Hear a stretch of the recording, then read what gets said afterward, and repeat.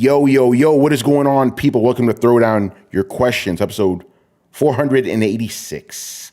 I'm your host, Tony Polanco, and tonight I'm joined by Emilio Lopez. What's up, people? How's it going? Carlos Romero. Yo, yo, yo. Richard Bailey Jr. What's up, everybody? And Brian Manjoma. What's up, what's up, what's up? All right, people, you already know, back with another one. A couple of things here. So no Chris action. He is exhausted, so he needs to initiate the Odin sleep. And no Brett, because apparently he's not going to have power until Wednesday. Like, what the fuck? I heard there's some stuff going on out there. You better clean out your fridge, you know? Fuck. That was the first, I didn't ask him. That was the first that came to my mind. Like, yo, what about all that food, bro? You know? Man, you remember when we had that blackout in New York, man? You know, we had like eat that ice cream, you know. No, man. Well, you know, if you keep the door closed, if you don't open the fridge, you can keep it going for a little while. I think that was like 3 days it was out. The power was out. No, for us it was just one night. That was it. It was one night, yeah. So if you leave the door closed on your freezers and your refrigerator, you're good to go. Yeah, you're right. We didn't have to throw anything out. I remember the next day after power came back, we went to go eat at like some like restaurant or whatever. It was the one near Bayside, you know, by the highway. Horace Harding. Chris was here. Yeah. Was it?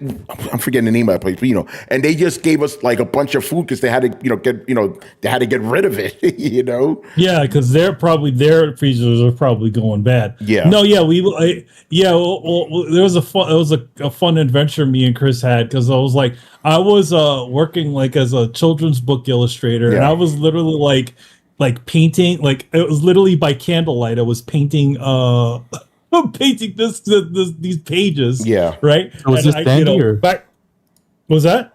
Was this Sandy or Hurricane Sandy? No. This was when like the power went out in like the northeast. In Canada. Yeah. It was like in Canada. They had a power outage in Canada, and literally it was like a chain reaction down the whole East Coast, and then it hit New York. So that day, it happened. Like it was also summer too, right? Right. It was like it was summer. It was fucking it was summer. It was hot. It was like heat wave. And then like for me, I was just like, the water still worked, fortunately, and the phones still worked. So like, I was just there like painting at candlelight, and I get a call from Chris. He's like, "You want to see if we can find something?" And it's like late at night. I'm like, "All right, we just went on this drive, just looking for all different places to sort of go to get something to eat or see if we could get a little something." So yeah, that was a crazy night, man. All right, so a couple of things. I got to get this out of the way. Even though you know me, I want to keep things positive on the show, but keeping it real because you have heard the story. So if you guys remember, about like a month and a half ago, I had to take it was around Easter. I had to take a couple of shows off because I had to deal with a bunch of stuff with my mom's health. Unfortunately, she lost that battle on Friday. My mom passed away, so it's been tough with the family, so I want to dedicate this episode to her, even though she had no idea what the hell I did on Throwdown, and she still didn't. She died not knowing what the hell I do for a living. You know, it's like the rest of my family. You know, not fully understanding, but yeah. Tony's mom, she, again, like she's just awesome. Like for me, like I had a lot of things going on in my place. My mom getting sick and then being hospitalized and all that stuff, and she was always there to sort of like. If anything, and with some food or, a bed if I needed it, and it's, it hurts a lot just but unfortunately, like in the end, she was going through a lot. So, I feel like in general, she's in a better place. She doesn't need to deal with all that pain that she had at the end. Yeah. So, one thing that's crazy, because you bring this up, one of the interesting things for me is like people who haven't talked to in a while coming out of the woodwork. We've talked about this guy on the podcast for many years. We call him Evil Chris, one of our friends from back in the day. I haven't talked to this guy in 5 years. He came out of woodwork. He took my mom's death harder than me. And Manny, you were right about this because my mom, being real, she showed him way more love than his actual mother did. So he was all fucked up. But it was good to talk to him, good to talk to everybody. Yeah, so, I mean, that's it. Like she, one thing you just like, she always had that sort of, that blunt humor that she had. That's where I probably get that shit from, Yeah, but she always, what she did was the thing I always felt that really mattered. Like, she just was always there, and that's the one thing I've always appreciated about her. She's the second mom, at least for me. You know? Yeah, I mean, that's how I felt about yours, being real. So, shout out to my mom, so there you go. Yeah. But the show must go on, so let's do this. Tumeke, who's in the chat, thank you, sir. He goes, sorry, mate, about your mom. Appreciate that. And it's also a coincidence that you're the first guy whose questions I'm going to address, so cool. All right, first up here. Neil Druckmann's actual statement has been released to the public and shows whoever edited his response did a pretty terrible job. Do you guys have any new thoughts on what he said? So I'm not going to read what Neil Druckmann said. I did read the whole thing. And that journalist really misconstrued those fucking words. So I'm just okay. So I want to give some context here, and then Manny, you could jump in. So originally, the reports are plastered everywhere. We even talked about it on the Thursday show. That basically Neil Druckmann said that the next Naughty Dog game will redefine gaming. That was what was out there, right? So he came out and posted the actual transcript of what he said. And again, I'm not going to read the whole thing, but the heart of it was that, back when we were growing up, people didn't really see the narrative potential of video games. Even though the narratives have gotten better and better, people have not noticed that. And he feels that now that we have shows like Fallout and even The Last of Us, that people are now seeing, like, for example, he said when he was making The Last of Us 2, it was important for him to be part of the show because he wanted people to go, when they finished it, he wanted people to go, wait, that's a video game story? So, he wanted people to watch the show, play the game, be like, oh shit, this is cool. What other games are like this? So he was basically saying that he hopes that the next Naughty Dog game will continue that trend of, kind of redefining what game narratives could be in people's heads. So he didn't say that the game was going to redefine the industry or whatever else people are saying. He was saying that he sees how people's perceptions of video game stories are changing because of these shows, and he hopes that the next game that he does will continue that. So that's a way different story than what was reported, What about that AI quote that was a Sony executive that said that. He didn't say that. That was a Sony executive, and we do have a question about that too. So yeah, Manny, what do you think of the actual quote that he said? That actually sounds like it has a lot more levity in it than whatever that other thing that journalist did. Yeah, humility. Kind of humility to it. Like, I'm fine with that one. Like, like he hopes that it'll continue that trend. Like, how does he hopes it'll continue that trend go to the next Naughty Dog is gonna revolutionize the industry? Yeah. Like the original one, he sounded like Hideo Kojima, Yeah, he sounded like Hideo Kojima, where he's like, yes, I want to revolutionize you. No, it seems like it has a lot more humility in it. Also, I was thinking about this. I totally lost that thought just now. But yeah. Yeah. I mean, it seems like a better quote than that. Yeah. Oh no, that's what I was gonna say. Okay, so dealing, being on somewhat both sides, being the interviewer and then the interviewee, and in some cases, I found that certain journalists, and this is not a knock, but like some of them don't use their own. Sometimes they use too much of their creative mind, and then sometimes they don't use enough. I've literally had interviews done with myself that literally just transcript everything that I've ever said and not edited, with ums and ubs and ahs and all that other garbage in there, all left inside the damn article. I'm like, who wants to read this? I mean, just edit that shit out. Yeah. What did you use text to speech and just absorb and just like cut paste it on probably there? Come on, man. Yeah. No. Yeah, because what I do is because I've obviously had to transcribe a bunch of interviews, and what I do is I try to make it try to keep the heart of what they're saying or what I interpreted. Because you're right. When because I always just to make it easier for myself, it's the longer way around. I transcribe it exactly as they say it. When you read that back, it's a mess. Like when you're in the moment talking to somebody, it works, because your mind kind of edits it on the fly when you're hearing it. But when you read it, you're like, whoa, this is a fucking mess. So I try to work it so it's the heart of what they were saying. But yeah, whoever did that with your interviews, I'm sorry, that's fucking lazy. That's just fucking lazy. I'm gonna leave ums in there, bro. What the fuck is wrong with you? It was literally the worst. It was the worst. Like, I'm not gonna say who it was, but it was during the Contra time. And you did an interview with me, because I was doing the press tour, right? So you did the interview with me. That came out awesome because you know me. So it's like literally like, it's good. It works out. Then there was another one. I can't remember what site did it, and it was when we were at Seattle. Yeah. Right. It was like I did quite a bit of interviews, and one of those interviews was just like, we were thinking, I was like, oh, come on, man.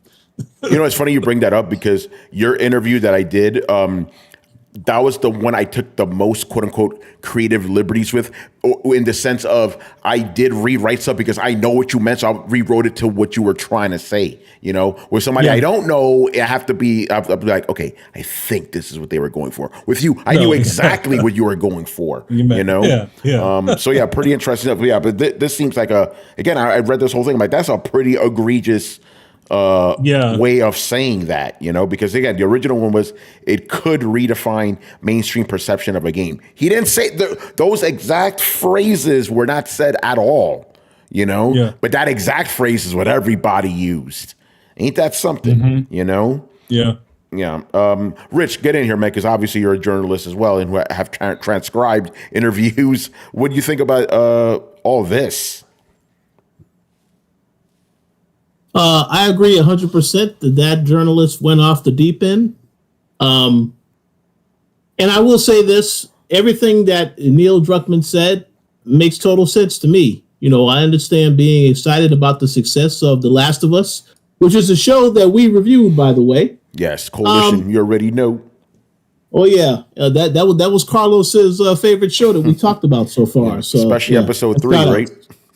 Oh, yeah, especially that episode. Continue.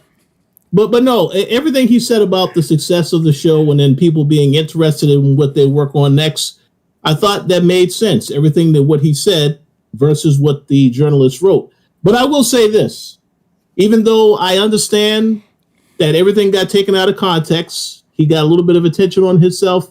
I understand that, but I just want to see what is Naughty Dog working on next. So anything else that has to do with Neil Druckmann, I don't give a damn. Let's talk about what the next project is, and then, then there's something to talk about. Yeah, for sure. All right, go ahead, bro. I do want to clarify, can we consider this person a journalist since it's internal? That's a good point. It's not even a dig. I'm saying it's someone internal. It's more of a PR person to me. That's what it seems. Yeah. You're right about that. Who originally published it that way though? Wasn't it a gaming website? I thought it was Sony. Yeah, Sony fucked up. Because I saw a lot of people quote tweeting Neil Druckmann's statement saying, you see, if this was a couple of journalists quote tweeted it saying, if this was an actual journalist, this wouldn't have happened. Yeah. Damn, if that's the case, they really fucked up. The PR person fucked up then, because if it's a Sony PR person, then they wanted that out there. Yeah, check this out. Neil Druckmann tweeted, in editing my rambling answers in my recent interview with Sony, some of my words, context, and intent were unfortunately lost. No es bueno. No bueno. Sony fucking up. Somebody's making up stories. Yeah, that's even worse. That's even worse because it's a Sony representative effectively putting that out there. So Neil Druckmann's going, yo, this Sony guy fucked up. Oh man, I hope somebody doesn't get fired over that. Putting words in my mouth, man. You know.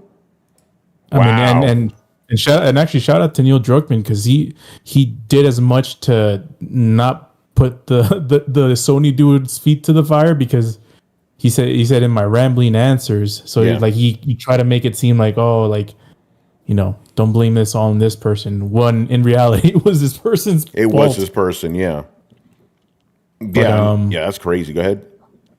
Yeah, I mean, like Manny mentioned, the full context of the quote is it puts more humility into the character, and the way that we were reacting on the last episode, it's completely different context, and and it's a trend that we've seen through, you know, video game designers and directors for a long time. So that's why kind of we reacted that way. But with this, I mean, reading the quote in its actual context, it's nothing like that. It's completely different. Yeah, exactly. So I still think, you know, our reactions before were justified based on that, you know. And let's just be real. Let's just be real, man. Mr. Neil Druckmann can be a little full of himself sometimes too. Let's be real about that. That hasn't changed. I'm not breaking down on that. It's plenty of evidence for that shit. But yeah, in this case, he was obviously. But the fact that it was Sony that misquoted him, that's even worse. You know? No. Yeah. That's real bad. Whoopsie. Yeah. They got someone with SEO prowess. Shit, you know. Yeah, he got you your hits, but then Neil Druckmann had to come out and correct you. Oh man, Brian, you have any thoughts on this, bro? It's mostly what you guys have said. This changes the whole context of the whole discussion, really. It sounds like the guy at Sony just really messed up on this one. The fact Sony did it makes it worse. Kishak sent a message. He said, Neil always gets stuck with people misquoting him. I know Kishak is happy with this stuff. Oh yeah, of course he is. He loves it. He loves him some Neil Druckmann. You know, has he been misquoted? Like, you know, in this instance, obviously. In this instance, definitely got misquoted. Yeah. So, you know, we got to correct it when new evidence comes. That's it, man. That's what you do. You know. Yeah. This from Kotaku. The Last of Us director showed that Sony put words in his mouth. That's what makes this crazy. Sony. You know, not like it would have been better if it was an actual journalist. You know, at least wow. You know. Mm-hmm. Yeah, and the whole thing. And by the way, just to go back to Kishak, we were reacting on the quote released by Sony, and you know. You could have said that we went overboard, but even Neil Druckmann felt the necessity to clarify it. The good point. It's a good point. I don't think we went overboard at all, in my opinion. I think we were spot on. But yeah, the fact that Neil Druckmann himself had to come out and say, like, yeah, that shit is way crazy. Yeah, come on now, you know. So Neil Druckmann, he proved us right. Ironically enough, you know. Good stuff, man. To make us, hold on real quick. Gotta give a shout out to some of the people in the chat. Mob Hits, Blitz, Otaku Man, my man Kishak, C Fresh. That's my man's right there, you know. My oldest nephew. What's going on? Spent some time with him this weekend, you know. Hater Mahmood. Yeah, C Iverson. Yeah, that's my dude right there. Yo. Yeah, Hater Mahmood over on YouTube's. Barry Burton holding it down on both ends, you know. All right, so real quick. To me, this is a blitz. To me, it seems like Sony was trying to push the AI narrative by using Neil. Maybe it was an AI fucking interviewer, you know, or AI editor. You know, in this case. Been that. I mean, yeah. What if it was something like that? What if it's something that Neil was just, you know, it just got transcribed, right? And then what they did is they ran it through an AI. Because I mean, there's, you know, a couple of times of you just to test those things out to see what it does when it, you know, reworks your wording, and it totally changes a lot of shit. Yeah, I want to read this because I haven't even read the full question by Kishak, and I already have a comment. I read the article by Mitch Dyer IGN employee who admitted to coworkers forcing gossip into the story surrounding Amy Hennig leaving Naughty Dog. That was a hit piece. Yeah, you know why? Because it was written by Mitch Dyer. Throwdown has been around forever. We've covered that guy extensively. Very, very shady journalist. You know, I had a different name for him back in the day. Just changed the M to B, for Mitch. That's what I used to call him back in the day. That dude's always been a scumbag. Keeping it real. I'm keeping it real. So yeah, I'm not surprised that he would do stuff like that, So also you got to consider the source. In this case, Mitch Dyer, So that as soon as he said, I remember Mitch Dyer, I'm like, I already know where this is going. Don't trust anything he's not, I don't even know if he's a journalist anymore, but not a good guy. Bitch liar. Damn. Blitz. They said it. They said it, not me. They said it. Shout out to Mob Hits. Oh, with the bits. With the bits, let's fucking go. He's bits. You bitsin'? Mob Hits, we'll get to your question later about Black Ops, but he dropped it here. Breaking: Saddam Hussein to be the main antagonist of Black Ops 6. But that still doesn't answer my question. Which Gulf War? He was the villain in both of them, Oh man, that doesn't answer my question. Is it the one that the one that Bush said that we won, or is it the other one? The other one. Wait. They were both involved Bushes. Yeah, I was about to say which Bush? I'm telling you, it's like a repeat, man. It's a remake. It's crazy. It's the remake, baby. Yeah. All right, man. Let's move on.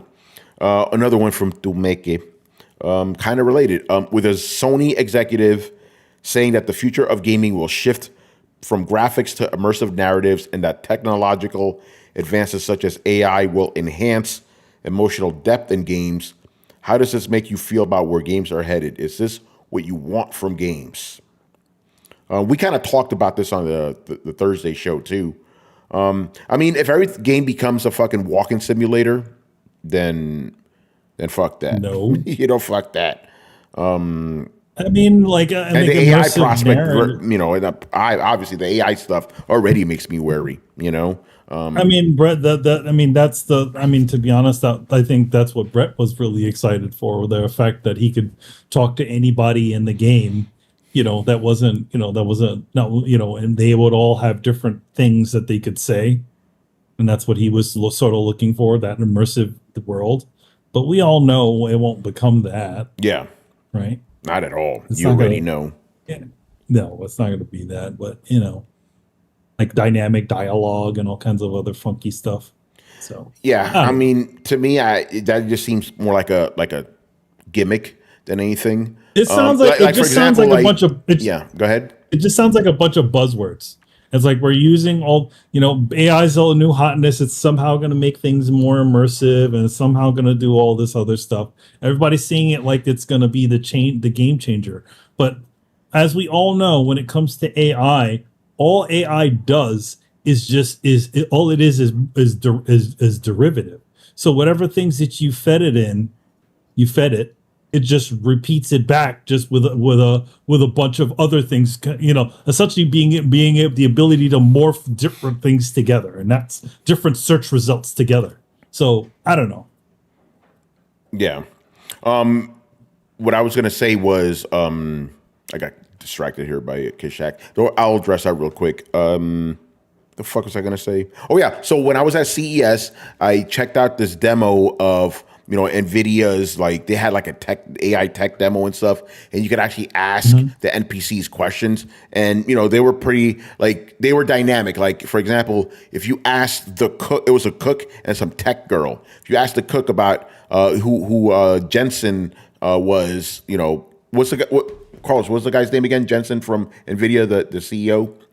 Oh yeah, Jensen Huang. Yeah, if you ask him who's Jensen Huang, the guy's like, I don't fucking know. But the tech girls start giving you a bunch of stuff. So that was kind of cool. And then somebody asked it a question in some random language. They answered it in the language. I forgot what I asked it,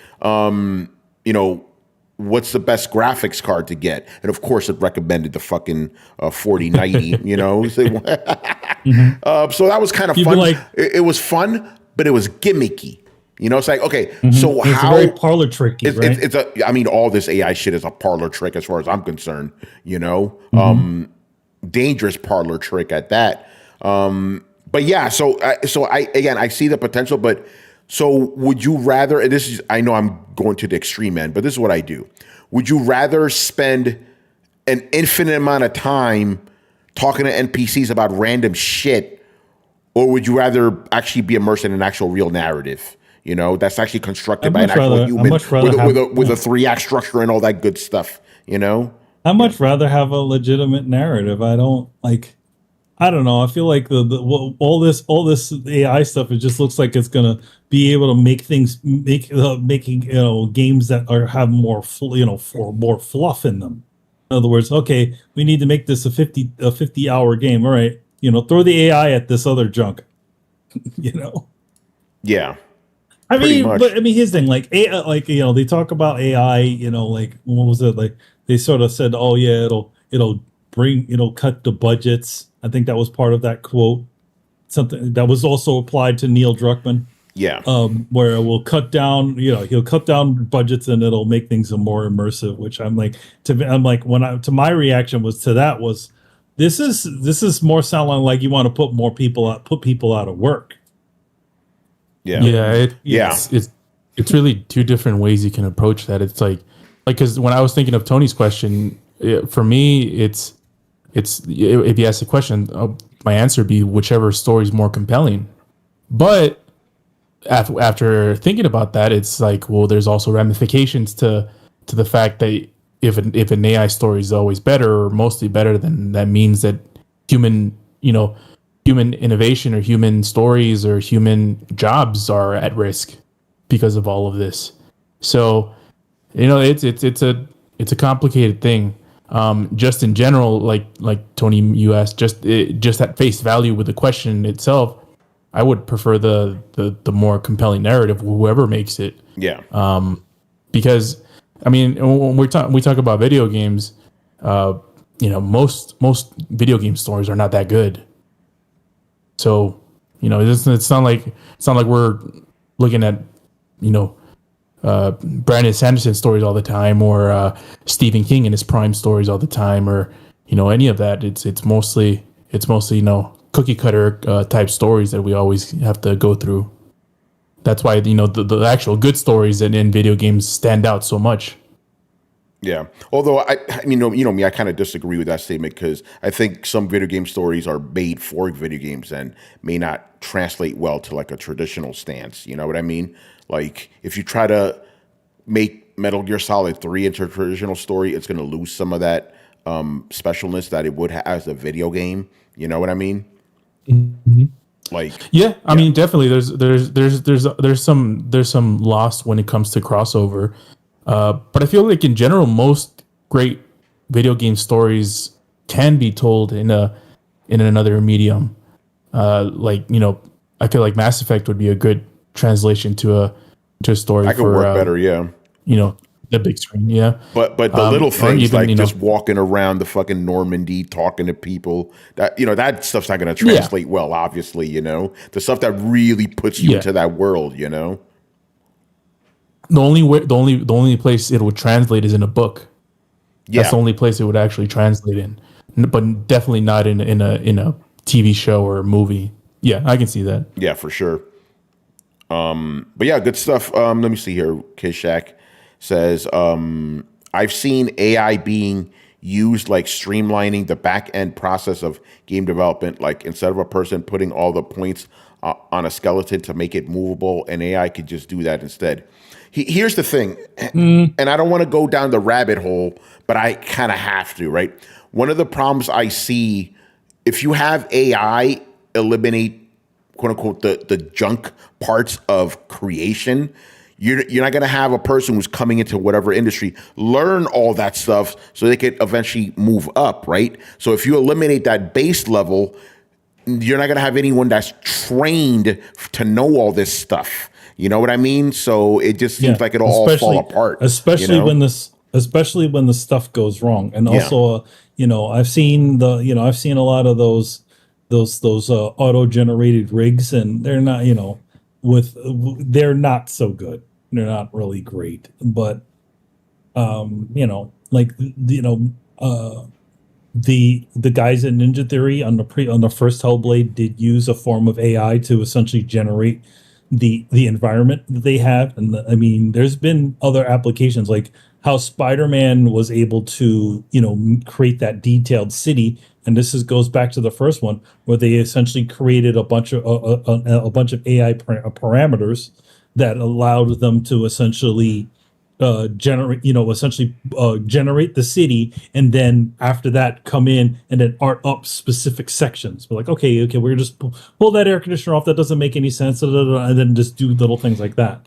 So like, I think definitely for those situations when you have to make stuff that's a backdrop that's so complicated, you want to hand a lot of that over to something else, but at the same time, it's like, you're not talking about narrative. You're just talking about, okay, we don't have the manpower to essentially place all these different props and things all over the place. And I just heard some bits hitting us just now. I didn't hear that, but I will give a quick shout out to Black Metal Gamer for the $1 over on YouTube. Maybe that was it. Oh yeah, that's what I heard. Okay, yeah. So that's a they don't call it bits on YouTube. They call it something else. They call it bucks. Super chat. Super chats. Yeah. So yeah, thanks for the super chat. Yeah, heard the little jingly for the monies. But yeah, thanks a lot there. But yeah, I feel like there are definitely applications that'll work for, especially like even Unreal has a version of like AI where, in other words, it's sort of like you have a if then, like, okay, if this road goes over here, we know that the what's in the system knows, okay, it's not going to put any trees there, Yeah. By the way, real quick, you're frozen right now, aren't you? No, I'm not. I was looking at this question. I'm like, should we answer it? I think we won't. But I want to give a quick shout out to Mad Dog Wheaton. He's been a long timer. I like your question, but I don't want to get us in trouble, so I'm not going to answer that. I'm not going to go into it because even though we kind of have a related question. You guys, I will go. We getting some good questions off of YouTube tonight. Ghost 3131. I'll add that to the queue here. There was something else I wanted to say about AI, but I forgot. We'll move on before I get angry. All right, last one here from Mr. To Make It. Tony posted a video where a guy perfectly sums up this generation of PlayStation and Xbox consoles and echoes a lot of what has been said by the crew and others on Discord for a while now. What are your thoughts on how things have changed with high-end consoles from PS2, Xbox generation to the current generation?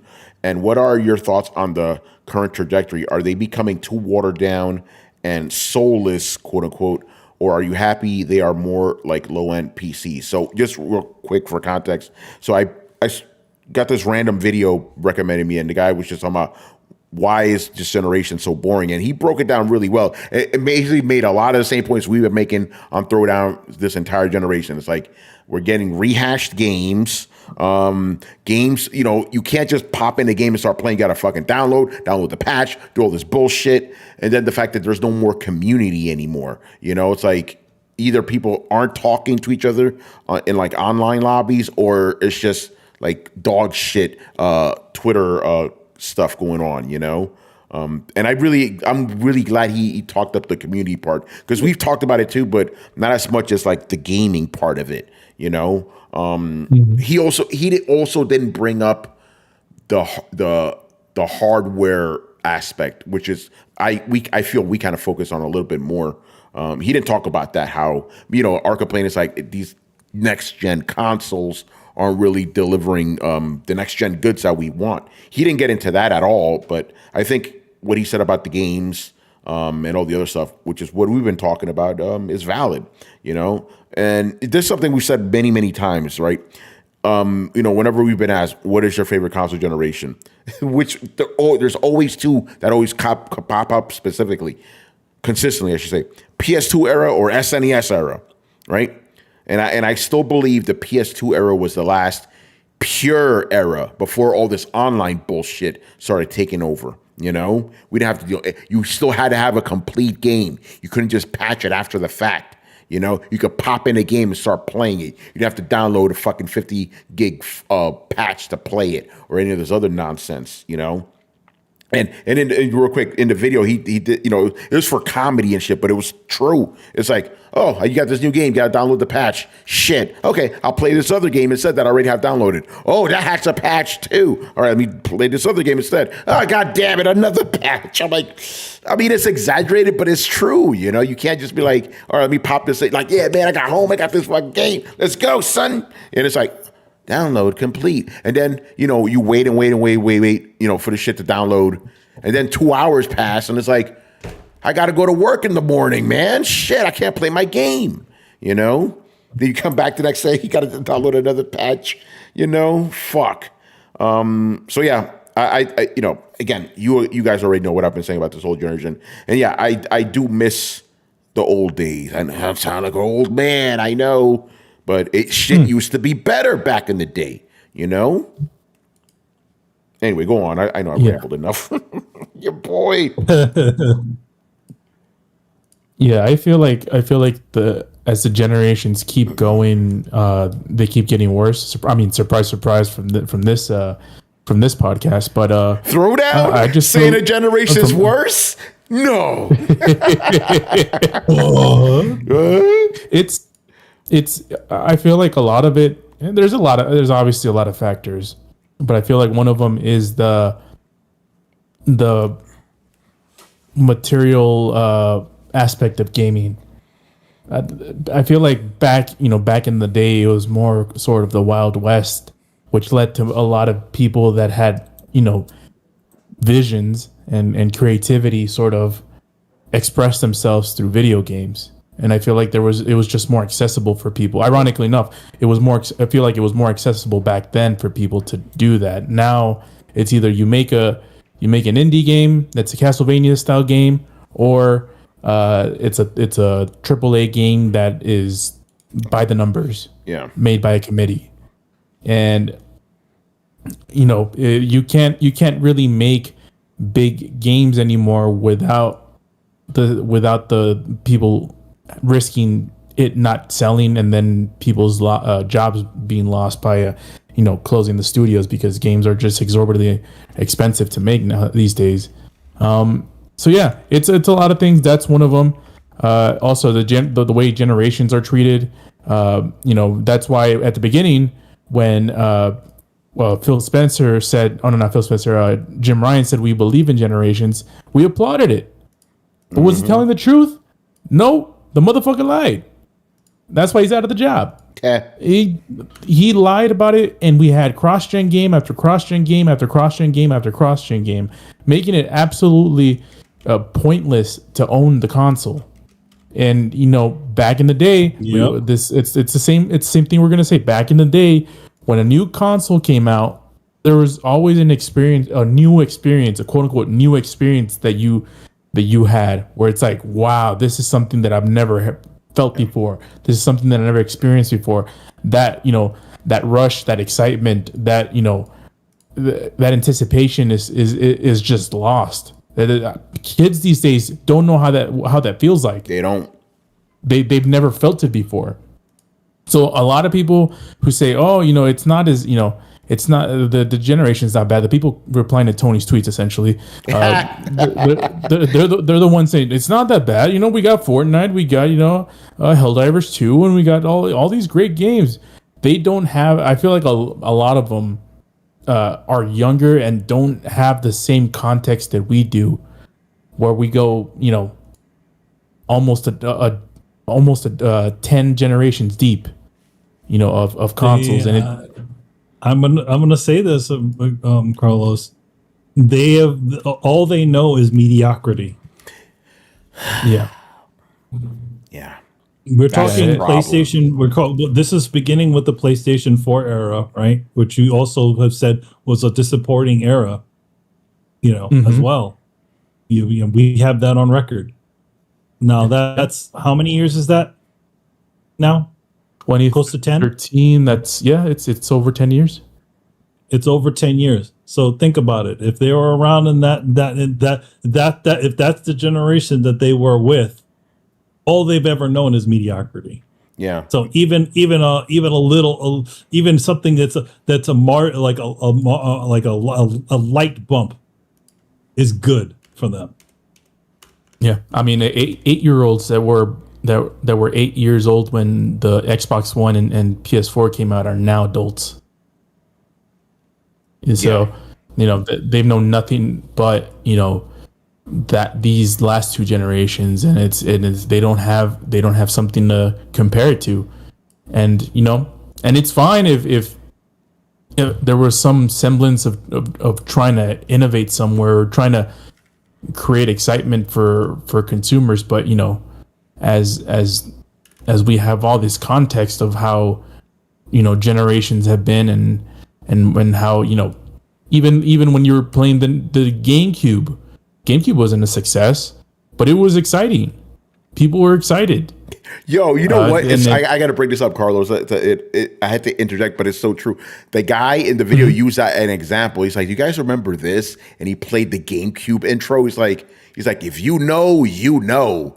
And then he compared that to the Xbox. It's like, it's just a fucking UI, nothing. You don't get shit. You turn on your console, there's the UI. Like, what about the little intro? Yeah, give me something here.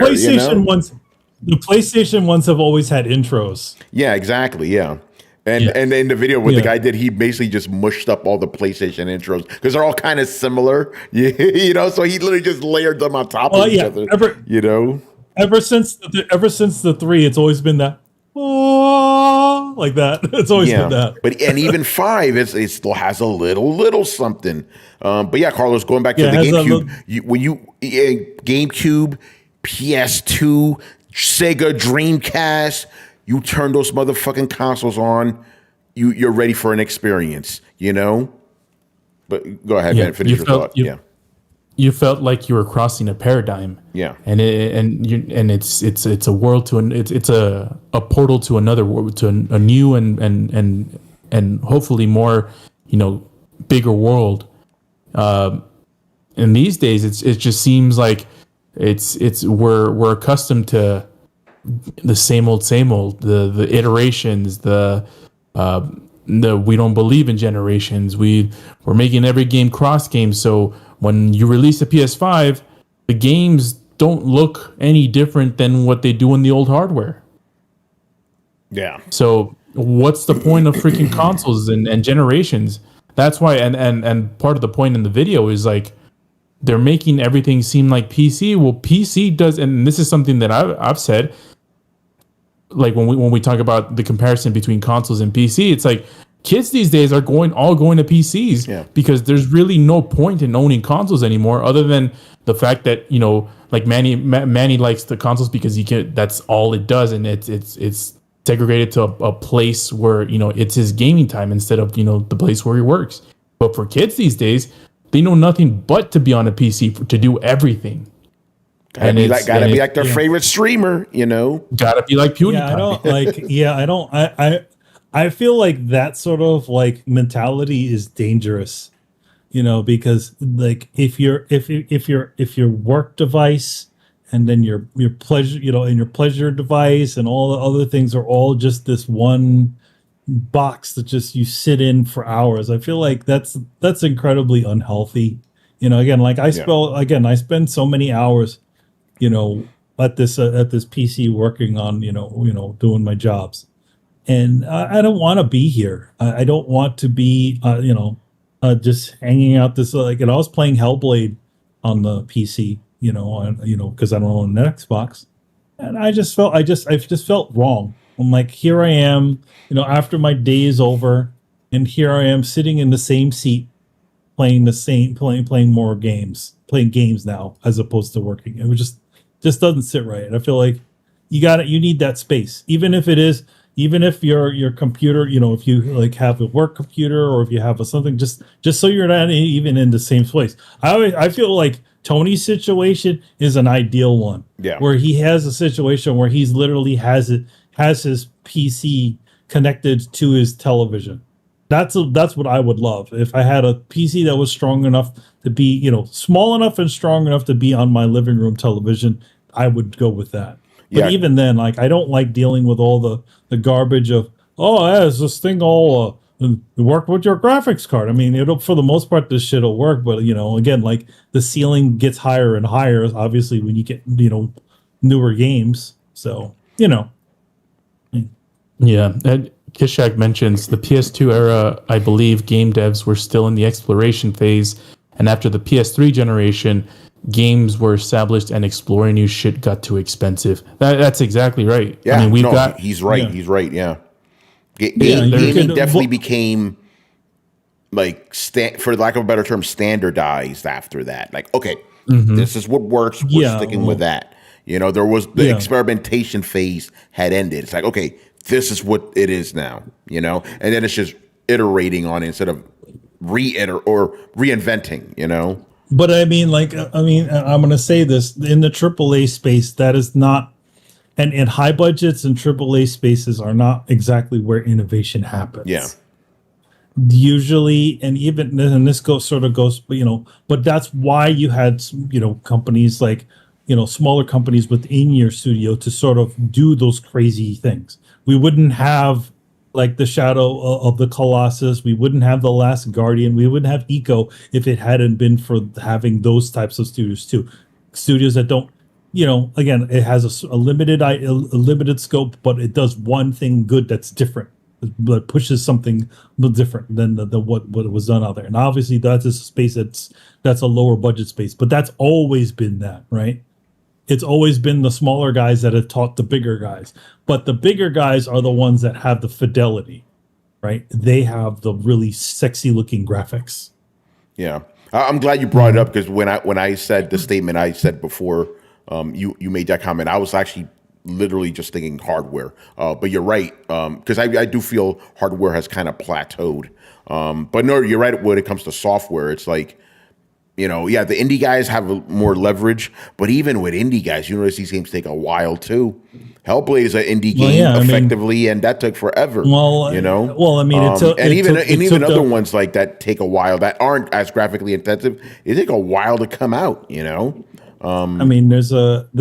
Hellblade is the usual 5 years. It seems like, right? Yeah, for a normal game. How many years has it been? It's been 7. It's been 7 years almost, I think. So it's been 7 years. All right, so, which is crazy, I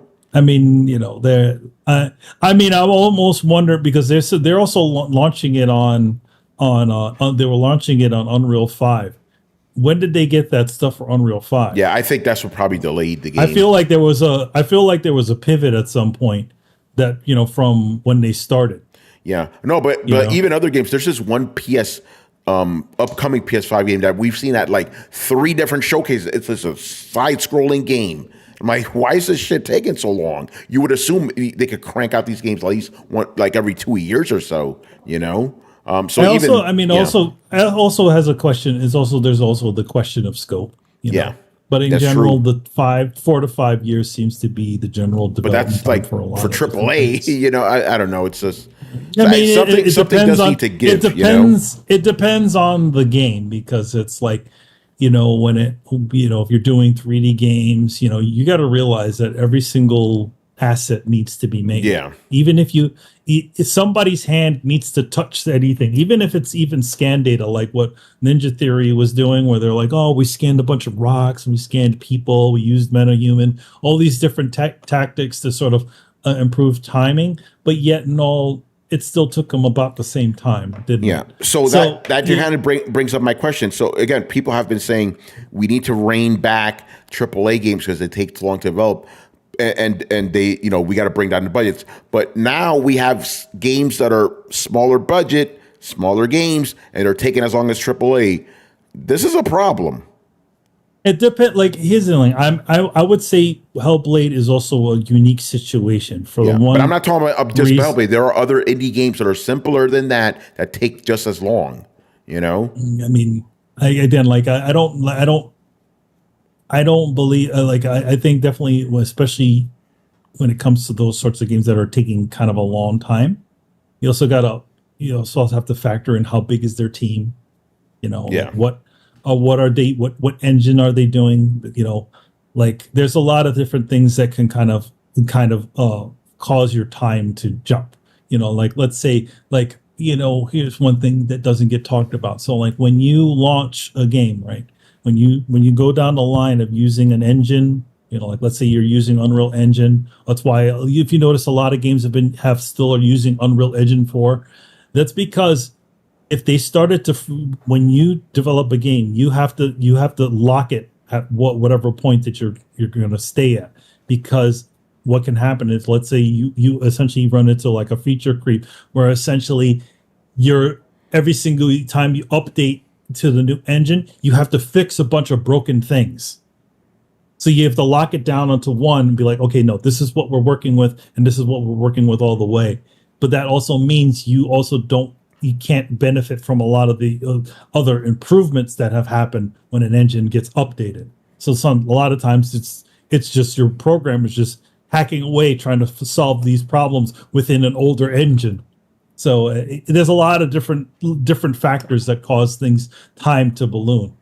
Like you got to think about like obviously if you're a game that's using a lot of 3D assets, you can get a lot of 3D assets from the Unreal Store, and I think Unity has that sort of stuff.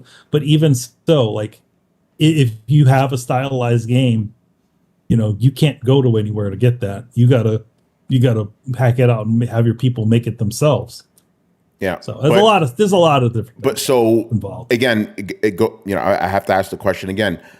If indie games take just as long as AAA games, what is the solution to get games faster? Because again, these guys have been saying, if we make smaller games with smaller budgets, we could get them out faster, but that's not happening. So what's the solution? I mean, not every game. I mean, there's still lots of other indie games that are coming out, but I would say like that take a long time to come out. Title, that's what I'm saying. Well, no, I mean, like it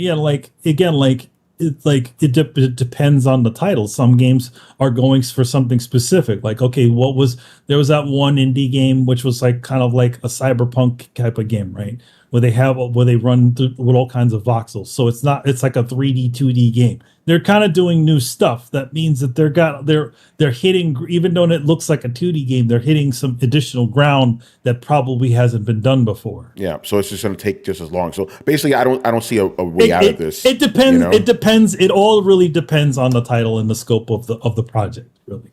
Yeah. Yeah, it really does. And Tony asked you, what do you consider to be a shorter time, or what time frame would you consider to be shorter that you think AAA should be? If AAA game takes 5 years, then 2 years then. Okay, because I've been looking at a few different titles, and they range, which is interesting.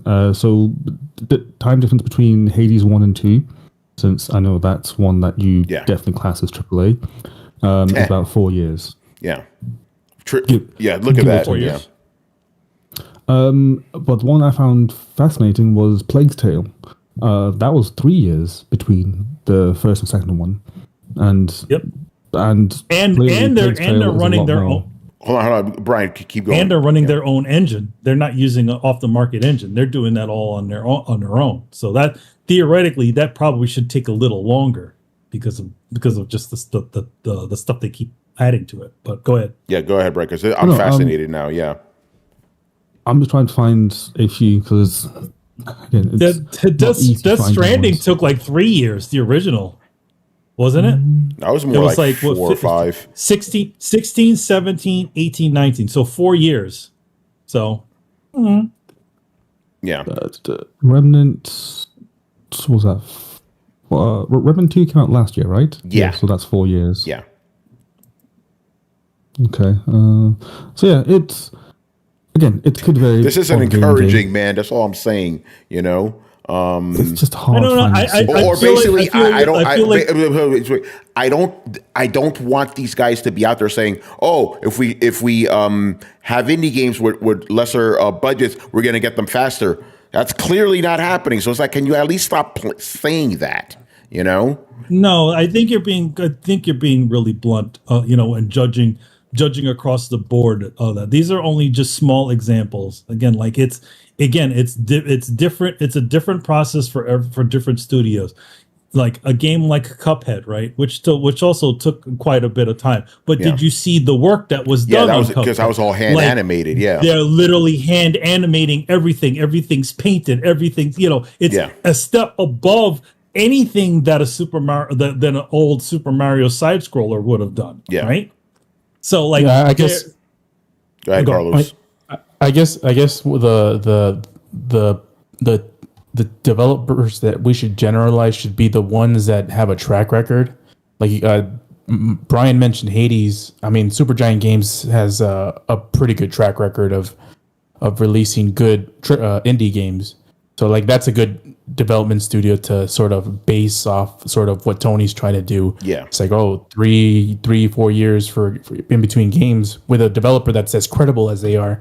Same as Moon Studios, same as MHDR, like you mentioned, Manny. So like I believe like those types of studios the ones with track records are the ones that we should sort of use as examples, because you can use people who make Abandoned, and it's like Blue Box or like there's a shit ton of indie studios out there that probably release every year or every half year, but they don't release games that people really care about. Yeah, maybe that's what it is. Because again, I'm thinking about all these showcases that we've seen, just this generation specifically, a bunch of indie games, and most of them I still have yet to come out. It's like, okay, the dinosaur game come out. Yeah, it's fine. Look how long that fucking game took to come out. Dinosaur High. Yeah. So again, this is just the way I'm seeing it. I think these guys are full of shit. Or not that I don't think they're being facetious. I think I think they are more going on what the could be instead of what is. Okay, hold on. Go ahead, Brian. I should chime in. So I went up and looked up Dontnod, as they are like the only studio that I know that make a decent amount of games, and they've been pretty active. Here's the rundown of games since they started. Yeah. Wow, the first game was Remember Me. Huh, it was, yeah. That was their first game, yeah. Yeah, that was the first game. 2013, Remember Me. 2015, Life is Strange. 2018 was Vampire and The Awesome Adventures of Captain Spirit. Oh, God. Oh, both games dropped that year. Yep. Good. Yes. 2018 to 2019, Life is Strange 2. 2020, Tell Me Why and Twin Mirror. 2023, Harmony and Just Dance. And 2024, Banisher's Ghost of New Eden and Lost Records, Bloom and Rage. See, that's what I want to see more of. That's a good spread of games. And I noticed something, because sometimes they'll have like 3 years where they didn't have anything, and then the next year they drop 2 games. Like, I think if we had more studios like that, that'd be good. Yeah, they've leveraged their scope, and you can see what through the titles that they make, right? So Vampire was a bit of a more of a normal sort of action type of game, right? But then the Life is Strange are a very sort of guided experience. Where you're, somewhat like a point and click, but a little bit different, So. But that's what I mean about leveraging scope and art. So in other words, they already have this. They already developed these sort of middle A type of titles like Remember Me and Remember Me and and Vampire and those types of games. But they also have like, okay, we can strip things down. We can have 2 things running at the same time. I mean, again, I also think that when it comes to some of those titles that were announced, at the early in the PlayStation, and the Xbox things, I think a lot of those things were announced before they were actually even really in development. Like Hellblade 2, right? So that one was announced. It was announced at the Game Awards. They said, from what I've heard, that game wasn't even really begun. They didn't even start it. They just had that trailer that they did. Yeah, and then they had the tech the level of what they had the huge. Yeah, I remember that. Yeah. We should probably move on. We've been on this question for like 40 minutes. Just real quick, and for another example, Playdead Games. Remember Playdead Games? They made Inside. They made Limbo. Yeah. The two games I fucking love, and I know Tony really likes. Oh yeah, fantastic games. Well. Yeah. They released Limbo in 2011. Broke out. Everyone was like, "Oh shit, we got something here." They released this Inside. Great second game. I love that game. 2016. They haven't released anything since. Damn. And it's like 5 years between those games. Mm-hmm. So it's like, yeah, like if we had like a consistent from these developers that we know release quality stuff, I think, a lot of the narratives in terms of just games would kind of not be as hard. Yeah. But that's it is what it is. Yeah. All right, let's move on. But real quick, shout out to my man Ghost Dini. What's going on, man? I haven't seen him in the chat in a while. Our boy Randall, got to see him out in Seattle. Manny and I did where we were out there. That was dope. And also, Ghost Dini, thank you for that copy of Akira. Watched it over the last weekend, I believe. 4K. Excuse me. What? That shit looks good. That fantastic. That's the great thing about not being all digital, because you can rescan film assets at a higher resolution that can actually reach 4K, unlike a lot of things which are all upscaled into 4K. Yep. There was a bunch of stuff here in the chat. I'm not going to go through all that, but shout out to everybody. I know there's some other questions like, are remasters going to be the filler for every generation? That's what's happening now, bro. Yeah, it seems to be the thing. Yeah. Actually, I want to read this real quick before we move on. I know we're belaboring this fucking question, but it's a good question. Kishak goes, Tony, maybe another reason why games are taking so long is probably there aren't enough talented developers to spread around the industry. Well, there's certainly less now. I don't know about if they're talented though. But there's less now for sure. That I don't think there's always talent. The schools are churning out talent every single day. That's not the issue, but it's like, if you got a bunch of guys coming out of school making a game, right? There's still a lot of hurdles that you got to get through. There's also the process. Like especially if you're working for a publisher, there's also approval processes from the publisher. Whether you put let's say your pre-production and your prototype, and then if they don't like the prototype, then what happens? Then it means you got to go back to the drawing board. So it's not just a simple thing like, oh yeah, we just crack these shits out. Like, again, like you could also have a situation where you work for a few years on a game, and then all of a sudden, the publisher pulls out. What happens then? Yeah. You kind of said what I wanted to elaborate on that. I don't think it's not just like, oh, there's not enough developers. There's plenty of them. Like, man, you laid it out perfectly. There's a lot of different factors that could affect all this stuff. And again, also the fact of that these companies need to make a quote unquote hit, so they will go kind of the safe route and then readjust a bunch of shit, bunch of committee nonsense. It's like it's a lot of shit now. It wasn't like before where it's just like 10 dudes in one studio making a game and they just put it out. That's not, those days are done. Now it's all done by committee. 800. I don't think it's. Or the big for the big game for the big games. Done. Oh no, for big games, no. You're gonna at least have like a 30 to 100 person team, depending on the game. Like they showed that shot of Ninja Theory that worked on Hellblade, and I'm like, I don't know, I didn't count them, but that looked just like about a little bit over 50 people. Yeah, it's a lot. Yeah. So anyway, let's move on because we got that's not a lot. Yeah, that's not a lot for a AAA game. Oh, no, not for a AAA, but Ninja Theory is not a AAA developer, though. Yeah, they're not AAA studio, but that's a lot. That's a lot for an indie. Yeah, but it's not. It's that's a lot for an indie, but it's also for it's small for AAA. Yeah. Oh yeah, way small for AAA. maybe they would be double A. You know. Anyway, Kishak, next question here. This one he dropped in the chat here.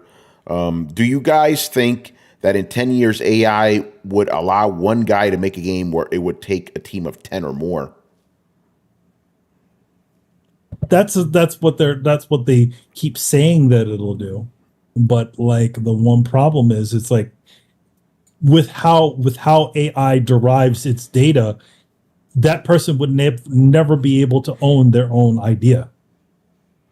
Because if all of it's being derived from AI, then it's null and void.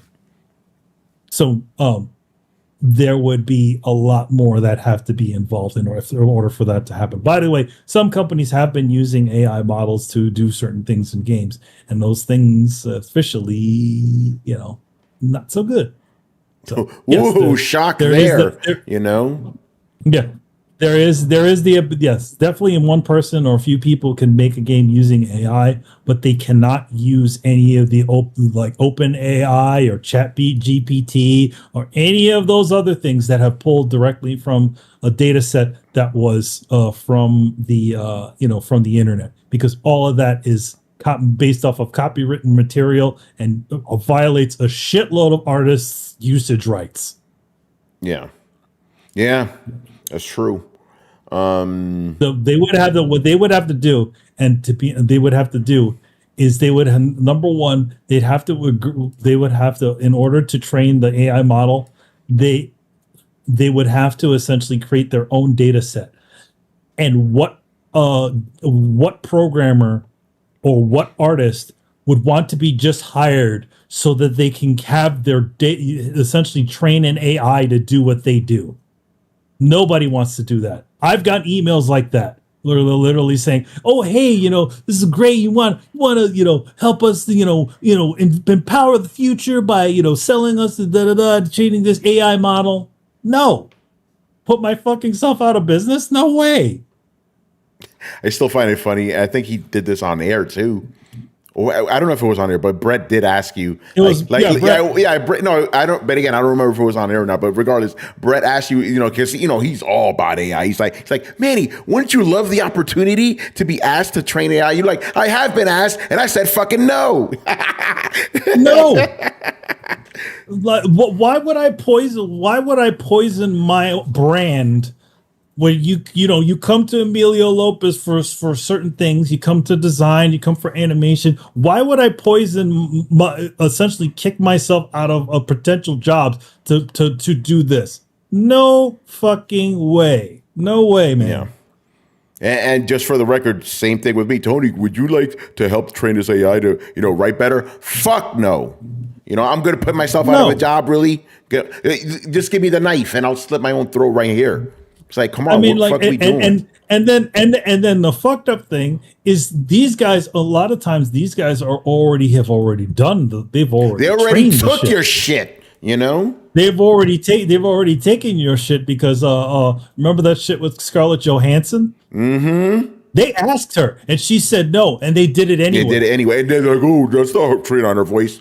Bro, listen to that fucking AI. That's Scarlett Johansson, bro. Fuck out of here. Johansson. That is Scarlett Johansson. You did it. And that shit is accurate as fuck. Johansson. Go ahead, Brian. Huh? I really don't think it's Scarlett Johansson. I think it sounds similar, but yeah, like I listened to it with my eyes closed and I was like, there's elements of it, but then again, I'm sure that there's hundreds of women that have the same voice out there in the world. Yeah. So I don't think it's just unique to Scarlett. You could theoretically you could train it off of a Scarlett Johansson sound-alike. Yeah. Right? But, yeah, I don't know. To me, it sounded just like her. I think that whole thing is fucking crazy. By the way, that shit is eerily good. Like, for example, one of my coworkers, he literally just took a couple snippets of me talking in a video, right? And then he, made it say like a line. It literally sounded exactly like me, like if I'm reading something, Was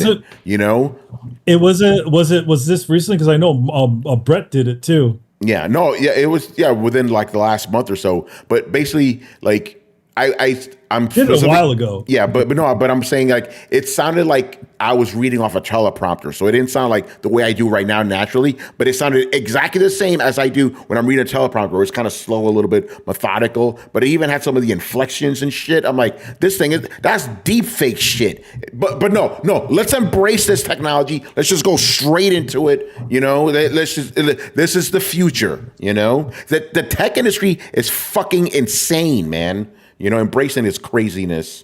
Anyway, we'll move on. We got another question about AI.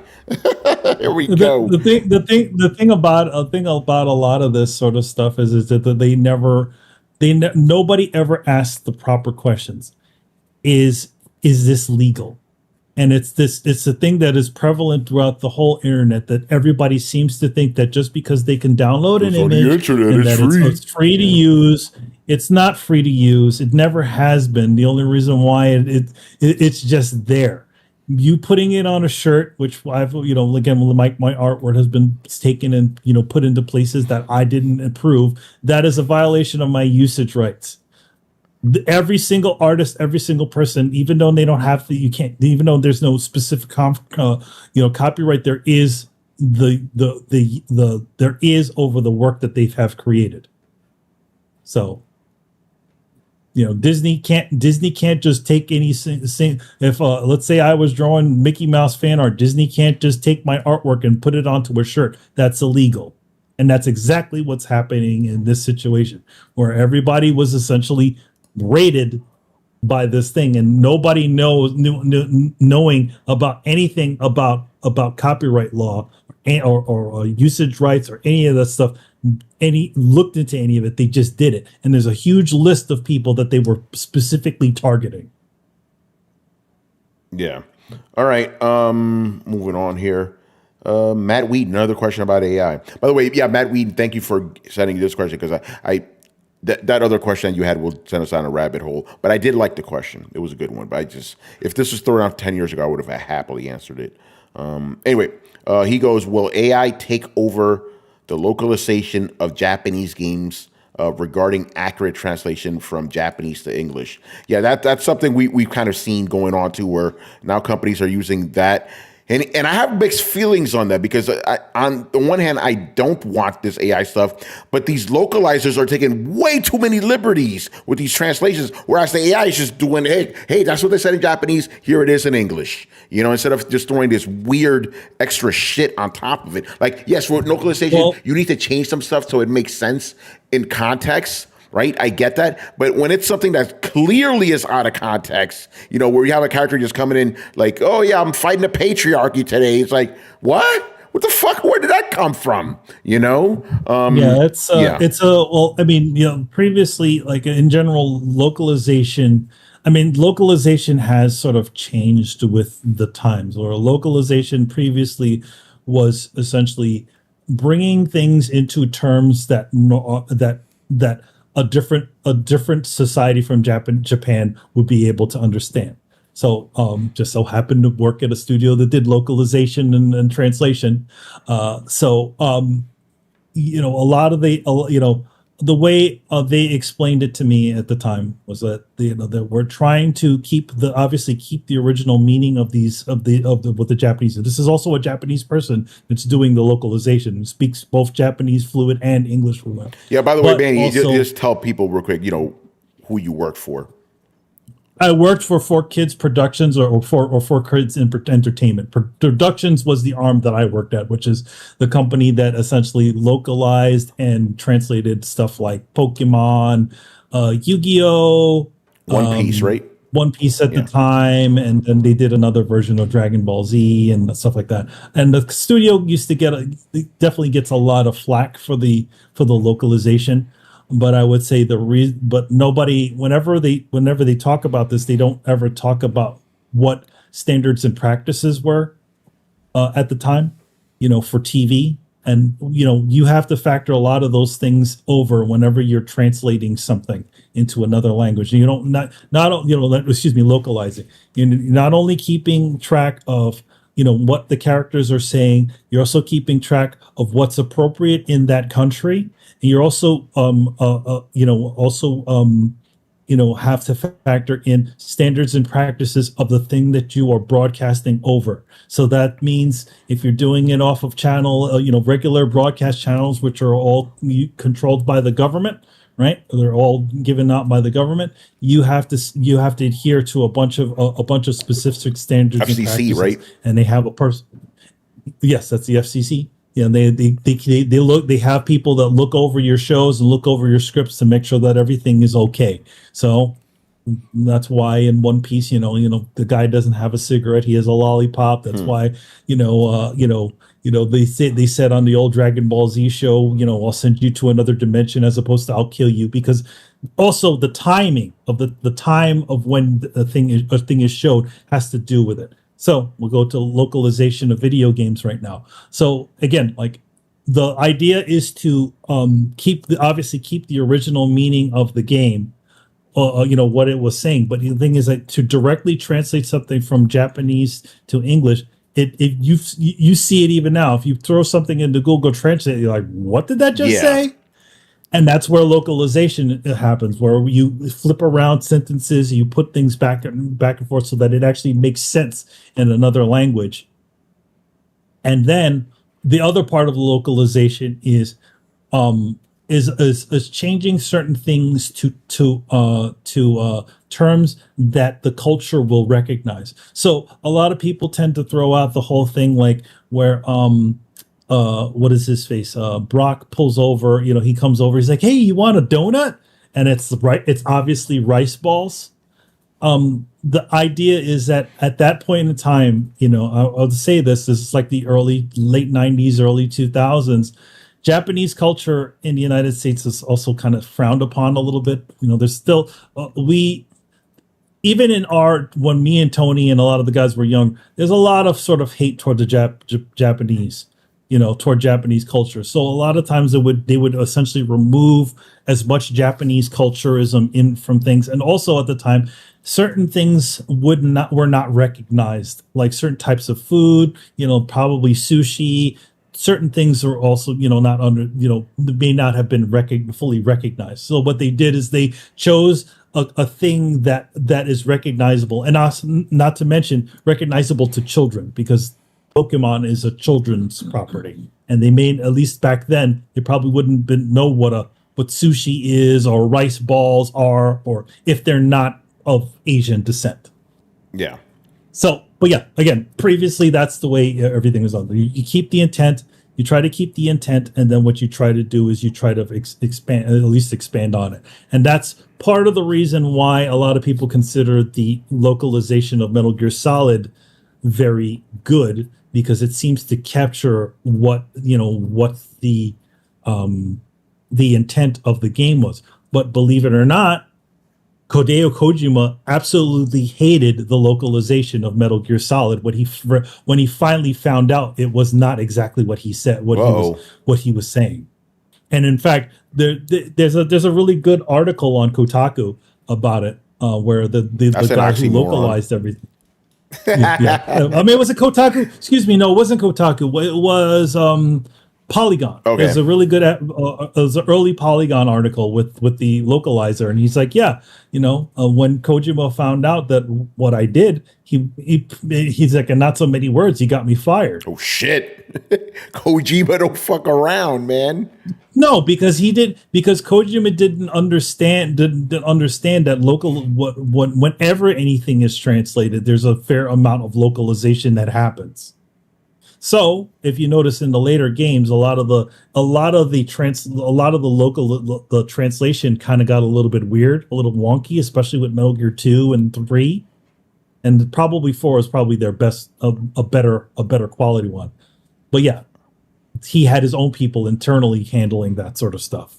Yeah, as opposed to having the Konami guy there. But with regard to the question, do you think AI could help that? Yeah. Will it take over? That's the question. Will it take over? I don't know. I mean, if the localization, and I also do know some people that I have a friend that worked at Namco who did a lot of Japanese localization and stuff like that. And it's a thankless sort of job. You're not making a lot of money to do this sort of stuff. So if these guys feel that doing some sort of AI thing will probably cut out people, they're gonna go for it. Yeah, right. And well, they're already doing it. And what games are using it's it? Some like more like kind of smaller games that are doing that. Although it is happening more in anime. That's where I know about it a little bit more, where they're already using AI localization, and some fans are like, yeah, this is better because it's more like the Japanese one. But like you said, sometimes you want a little bit of localization, so it makes more sense to the culture you're presenting it to. Because this is like, it's the AI is better than Google Translate. It puts everything in the correct way, but it's just a straight translation, basically. Yeah, it's just a straight, which is what you would usually have a translator do. So like the process usually is, if the person doesn't speak Japanese, what they would do is they go through a translation process. And then, okay, what are they saying? Then it goes through essentially a writing process, where a specific writer comes in and says, okay, no, this doesn't make sense. This is and just sort of move things around to sort of make things make more sense. Yeah. But so, Manny, by the way, go ahead. Okay. No, I was just saying, just to clarify, with gaming, I don't, just think about it. No, it's not really happening too much. But it is happening in anime. Because, in anime, they crank that shit out real quick, But with gaming, so I have heard people complaining about some recent gaming localizations where they're like, maybe you should have AI do this shit instead, because the localizers are taking a little bit too much liberty, That is also something that has happened in in other words, like some of the older Nintendo games, like some of the writers put in a very specific joke that is for here. But I mean, like for something like I remember somebody explaining it was Brian Payton explaining like the Kuwabara thing in Metal Gear Solid 3. So he says this weird thing, and if you don't have any context with it, there is no Western equivalent of what that is. Yeah. What that is essentially something that's very specifically Japanese, where it's like and it makes more sense if you know the context of it. It's like, if he says that, it's essentially a prayer that he doesn't get hit by lightning. And what happens to him every single time it rains, he goes, Kuwabara. Yeah. It's because he's doing a chant so that he doesn't get hit by lightning. And what happens in Metal Gear Solid 3 when he doesn't do that? Yeah. He gets struck by lightning on top of the Shagelhot. Yeah. See? But there's no localization equivalent. Yeah, that's true. There's no equivalent. So it's just a weird term that you don't understand, and you never get to understand it. Yeah, it's crazy. All right. Again, there's more questions here, but because this topic's interesting me, because it's like, okay, I understand where people are coming from, where they're getting frustrated with some of these localizations, but localizations have always taken liberties with some of this stuff, like even the anime that we grew up with, they went, and I'm talking about even the stuff that's supposed to be more authentic. Like Manny and I, we like streamlined pictures, but they took some liberties too, big liberties in some cases, It's a lot of times the localization also the other factor you have to fit into is just to match the mouth movements. But granted, there's a lot of ways that you can kind of reconfigure performances to fit into there. But, even so, you still need to get it to fit inside of the actual mouth flap. Yeah. One thing that fucked me up, because I was watching Vampire Hunter D, because they translated or whatever. They did a new dub. Remember the intro? Like, I'm caught by sleep. He doesn't talk during that part.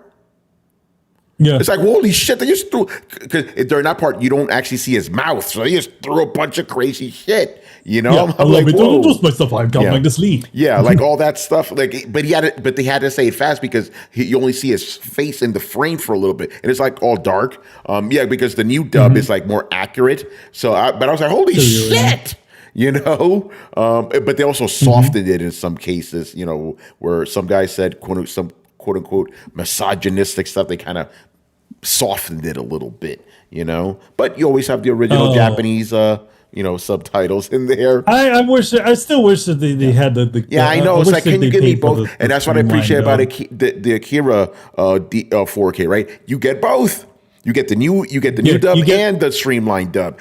Canada, Canada. Canada. Yeah. It was played by Leonardo from the, Yeah. Played by Camp Clark, who played Leonardo from the old Ninja Turtle show. Come on. It's like, I know he's saying it wrong, but I want to hear it, you know? I utterly hate that version, but I have a bit of a nostalgia for it. Because I feel like that version of it made me hate that movie. Yeah. Because I just felt like it made it a lot more confusing than it actually was. I feel like the later dub they did, it's a really good dub. With the guy from the guys from Digimon and all that. Yeah, that one. Johnny John Bosch, because of course, Johnny John Bosch has to be. No, it's a lot clearer. It's a lot better. They actually say the names correctly. It's Canada. Not Canada. Canada. Canada. Oh, Akira. But I mean, like they did what they did. At least they didn't swap their names like Jimmy. Man, yeah. I remember some other stuff that Streamline did. Like, for example, they couldn't get the original negative of the intro of Go-Go 13. So they just took it out because they couldn't get rid of all the Japanese shit, So I was like, yeah, and then you see it like, this is dope. It's some James Bond intro, with that CG skull. Oh, man. That scene is bad with the helicopters. It was bad back then. It's still bad now.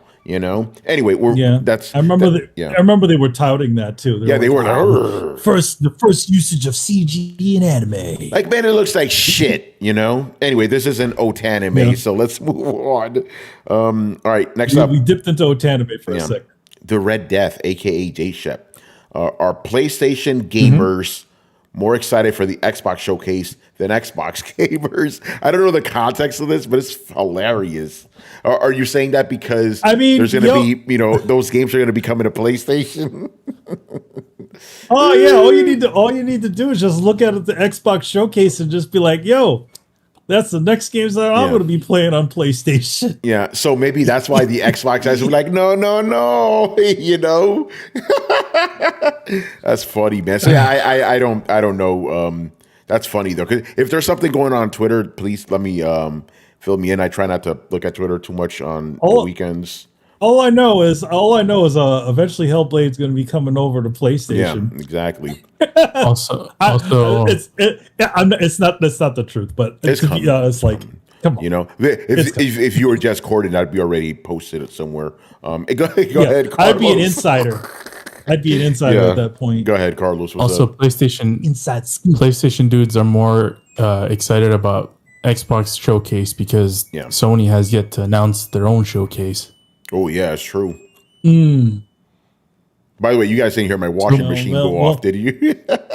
Oh yeah. Oh, you did? We had our jingly. Yeah, LG.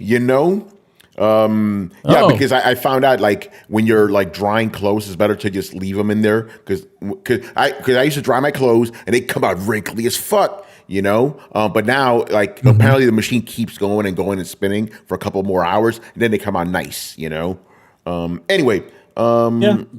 LG, man. It's funny. It's like, yo, I got an LG washer and I got an LG TV. Let's go. And you got into Korean stuff, so that's it. Man, you got all that Korean stuff in your home. Hold up, Segway Kings. I'm going to the next question. Stellar Blade, which is a Korean-based game, made game. All right, good. There you go. This one's funny. With Stellar Blade adding new skimpy outfits, did the free Stellar Blade weirdos get a win? I don't know if I would describe them as weirdos, but here's what I like about how this turned out. Not only do you have those quote-unquote edited outfits, but then you get these new ones. So it's like win-win. We get more. That's a good thing because the new outfits are just recolored versions of the quote-unquote uncensored ones. So I'm like, okay, so we get to keep those other alter ones and the new ones? Sounds good to me, Again, I don't want to speculate on what caused them to do this change because they didn't even announce it. It's just like, here's a new patch. Oh shit, look at these outfits. And you get them and you just instantly get them for the most part, which is kind of cool. But yeah, maybe they were like, Shift Up was like, again, this is just me speculating. I could be wrong. That's what I'm saying. Maybe it was shift up. It's like, yeah, let's just give them what they want. Because again, like I said, those quote unquote censored versions were always in the version I was playing because I played it digitally. There's only people that played the game physically that figured it out. The physical edition, they got an alternate version of them. Yeah. Yeah. Which definitely means that they, which definitely means when, they, just like most of the time we always talk about, you have to always pretty much, like the ones that they burn onto discs, or they print to disc, are usually early versions of games. That's why people are sort of coveting the original version of because they have the original version of Cyberpunk before all the fixes. So you can actually do a legitimate check between them. That's funny. Go ahead, Rich. What were you going to say? I just want to make a comment and say congrats to the people that were complaining about this to get something, whether this is them listening to them or not. Hopefully now these people can actually talk about the game itself. Right. Because again, this is a game where it's like before the game even came out, it was all about the controversy. Oh, this character is sexualized, all this crap that IGN was talking about and had no knowledge of, even though the knowledge was already out there. So I hope people are actually going to play the game now and move on from the controversy, because all these people that I saw complaining about this stuff, they haven't even played the game. So hopefully they play it now that this issue is resolved. Yeah. All I gotta say is let the cheeks fly free. That's the model right there. And she's actually, that's a version of one of the outfits in the game. So there you go. Free the cheeks, people. Crazy stuff. All right, man. Let's move on. Another question from Mr. J. Shep. This one's interesting, and I wish Chris was here because he's now the oldest guy on Throwdown. Can the panel educate me on the Atari and Intellivision console war? Very interesting question. Me and Manny were a year old when these consoles were out. So Manny, do you have any experience? Go ahead.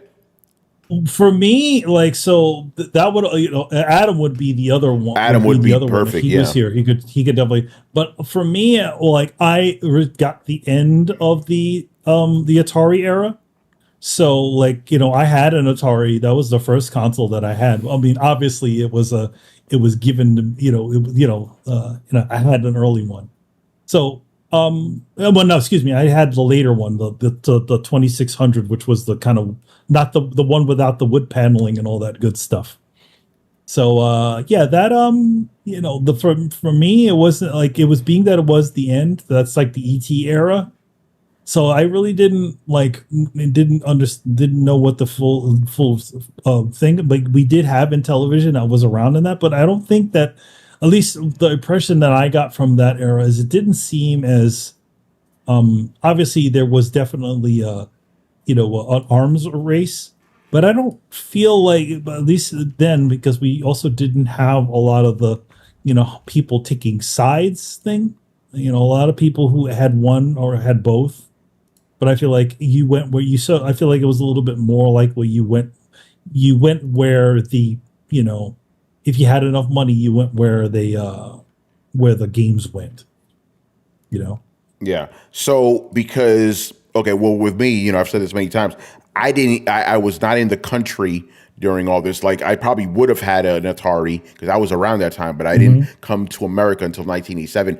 I didn't even know what a video game was until I came to this country. And by that time, both these consoles were already done. It was all about the Nintendo. So and obviously because of the fact that I was a year old, I have absolutely no history of seeing all this play out. But I checked out some YouTube videos, and this was actually the legit first console war. Intellivision was like the first Sega. Like all their commercials were shitting on Atari. All of them. And it got to the point where Atari tried to sue them. It's like, okay, you guys are just referencing us in all your fucking commercials, you know? There's this one actor or something that he was in all of them. Some old guy just talking about the fucking Intellivision, and he was just, you know, amping it up. And there was this kid going, I didn't know. It's like, just like I didn't know about this console war. Because I always thought the first console war was Sega versus Nintendo. No, apparently it was Atari versus Intellivision for like a good 2 years, because it's started in 1981, but obviously 1983, fucking video game market crashed. And here's one of the funny things. Again, just doing my research for this. So there was a one Intellivision commercial that had the kid from E.T. in it, the actor, right? Which is ironic because E.T. killed the gaming industry at that point on Atari. And now, and the reason he's asking this is because Atari bought Intellivision recently, like a couple of days ago. They bought, like, whoever owned Intellivision, they bought the rights to it. So, you mean Tommy Tallarico? Yeah. So now, so that would be the equivalent of like Nintendo buying Sega. Basically crazy, but I didn't realize that their marketing tactics were like Sega just shitting on the other console. Fucking hilarious. Well, because they were the ones that were out there, right? Yeah, and they also had again, doing all this research, they had the better system, like in terms of hardware. Like, you know, one of the things they made fun of is like, you know, like they were comparing their baseball games. It's like, hey, on television they have the diamond and they have all 9 players on the field. You know, so yeah, their console was bigger too, as I remembered as well. It was bigger, yeah. But I've never physically been in the presence of it in television. And I also didn't know it was by Mattel. I didn't know that either, you know? As I remember, I only remember one person in the on my stepmother's side of the family having an Intellivision. And I remember playing it, but I mean, it was like, it was but this is all, again, this is probably at the end of the console, you know, when everything sort of fell apart. But I mean, I remember playing some games on it and being pretty impressed with it. But, you know, Make it as another example of power not winning the war. Yeah, I mean, you see that throughout history, man. And this is just another one. Think about it like this, right? The Nintendo, right, NES was not as powerful as the Sega Genesis. Actually, no, let's go back. The Master System was more powerful than the NES. Look what happened there, you know. The Wii was the least powerful. That won, you know, over the PS. Those PS. What era was that? But the Wii won that generation. You see this shit constantly, you know. Very interesting. But yeah, I didn't know that Intellivision and Atari had a console war back in the day. It's good to know this stuff, you know. Yeah. But again, those are both systems I have no experience with whatsoever. Like I don't even think I've even played an Atari ever in my life, to be honest. You know, like maybe a replica. Like maybe I might have pulled it out. I might have pulled it out when you came over once or twice when we were younger. But definitely not in Intellivision. I know that for a fact. You know. No, I never. I mean, to be honest, like. Also, I think it was a lot of money to get at least one of those things back in those days, anyways. Yeah, you know, like so. You know, I think that last Atari console, that was like the cheaper model. Like it wasn't, you know, didn't have the wood paneling and all that other stuff, and that's the ones that I had. Yeah, and mine were always, those things were always having issues. At least mine was. So. Yeah. Well, there you go. Moving on here, mob hits. Fun little side note. Fun side note. You could use the Sega Genesis and the Master System and the Atari all use the same inputs in the front, so you could actually use the Atari joystick on a Sega Genesis and play Sonic. I always found that kind of fun. But the Atari joystick. George Plimpton, that was the guy's name. George Plimpton was the main guy selling you an Intellivision. Hilarious, you know, and apparently he had to play both an Atari and an Intellivision, and actually honestly say he liked the Intellivision more because otherwise the FCC was going to get on his ass for lying. Really weird stuff, you know. Shout out to ColecoVision. Barry Burns says, Bliss says, I had an Atari 2600 and have zero nostalgia for that atrocious thing. Yeah, I mean, again, I never grew up with that stuff, so I have no nostalgia for it either, you know? All right. The controllers were literally horrible. They're awful. Yeah. All right. Mob hits in the house. All right. Why isn't Xbox giving the same marketing push to Hellblade 2 and other Xbox Studios titles that it's giving to Black Ops 6? Because they're not Call of Duty. That's why. Pretty simple right there. Because they're not Call of Duty. Yeah. Yeah. Again, I mean, remember, not all advertising is created equal. Some are going to get more money than others, you know? And especially with the negative response that Hellblade is currently getting right now. Yeah, everybody's getting into the whole game length and argument again, which is kind of silly because it's like that didn't seem to happen the last time. Well, what's the difference? You know? Yeah. Go ahead, Rich. Anyway. Well, I was just going to say the same thing you guys said because this is Call of Duty, that's Hellblade, but to be fair, the marketing hasn't even really started for Call of Duty because we've only seen a teaser video released. I'm assuming that as we get closer to Summer Games Fest, when Microsoft finally reveals the game in 2 weeks' time, then you'll start to see marketing for it. But to go to the point that you guys said, it's Call of Duty. It's probably going to end up coming to PlayStation and PC as well the same day. So, it's going to be marketed to high hell. Yeah, absolutely. So, get ready for that.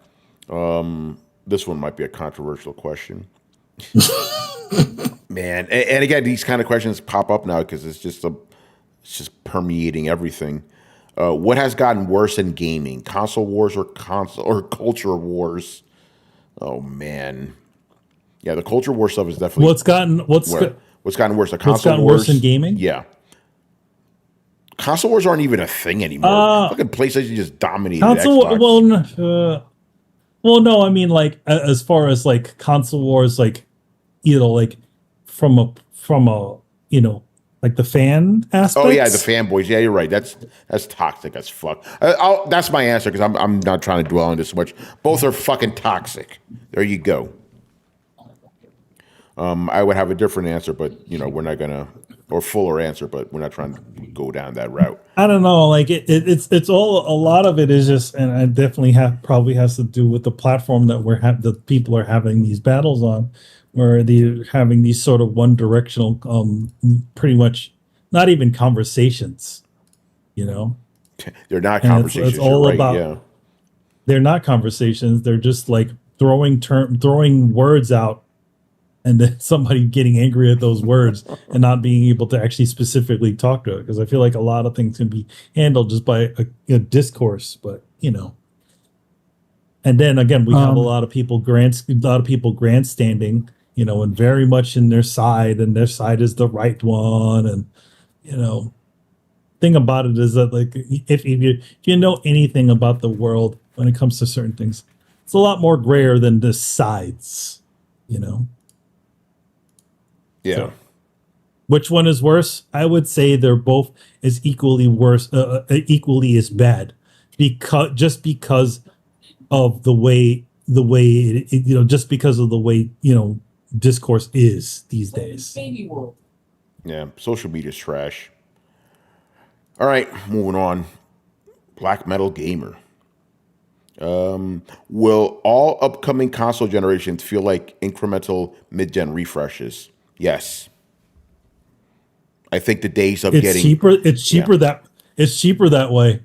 Yeah, it is. Yeah. I think we're not, the days of getting a console and seeing some fucking brand new that's never been seen before. I think those days are done. I think that's over, unfortunately. But it's like, what else can you do? I think this stuff has plateaued in a sense. Well, I mean, like if you're like, the thing about it is, if you're talking about a general consumer product, right? Do you want to sell people a $1,000 console? Yeah, because exactly. that's if you want to get that crazy fidelity like that, that's the sort of money that that you have to pay for that. How do you sell that to people? But even that, You know? let's just go with that. Let's just say you release $1,000 console. That's like insane, right? Are the games going to be any different? You see what I'm saying? To be honest, yeah, they're not. Well, the games are probably not going to be any different because also they are probably also going to, yeah, especially when it comes to the first generation of those titles, right? What's going to happen? A lot of those titles are going to pretty much look like the last generation of titles, kind of like the way we see things happening now. And then there's some sort of, gimmick or some sort of thing that says, okay, this is what the next generation is. What was it? This generation, it was the beginnings of ray tracing and all that stuff. Yeah. But it's really like ray tracing in general is as far as it's really nice looking, but at the same time, to an untrained eye, you could just still have those baked shadows and all that other sort of stuff, and it still pretty much looks the same. In fact, a game like Hellblade sort of does a halfway point where things are ray traced, half ray traced, and half old screen space, stuff like that, and still looks good. Yeah. Yo, Carlos, get in here, man. This is something you and I have discussed many times before. Yeah, I feel like the way that they're making it's more PC like we discussed on that video that we mentioned previously. It's just consoles are not being treated as these landmarks of gaming. They're being treated as, okay, we have to have an iteration next because that's what we've always done. And now they release these consoles and it's like, oh, we don't have these dev kits to our developers so they can take advantage of the hardware to create new experiences, to go ham. It's like, yo, here's the PS7, go ham, make something that's never been done before. No, that's not how it works anymore. It's we'll give you the dev kit a few months before it comes out, but make sure to also release it on the PS3 because we're not going to make as much money. And that's the whole mindset. Consoles are just a vehicle to play the same old games that can be played anywhere else, and that's the biggest issue. And instead of generations, iterations is the pertinent word here. Oh yeah, I think you're right. Blitz goes, could consoles go full iPhone model and just be update after update rather than generational? I could argue we're already there. Yeah. I think we're already there, man. Think about it. You got just using PlayStation example, we got the PS4, PS4 Pro, PS5. We're going to get the PS5 Pro.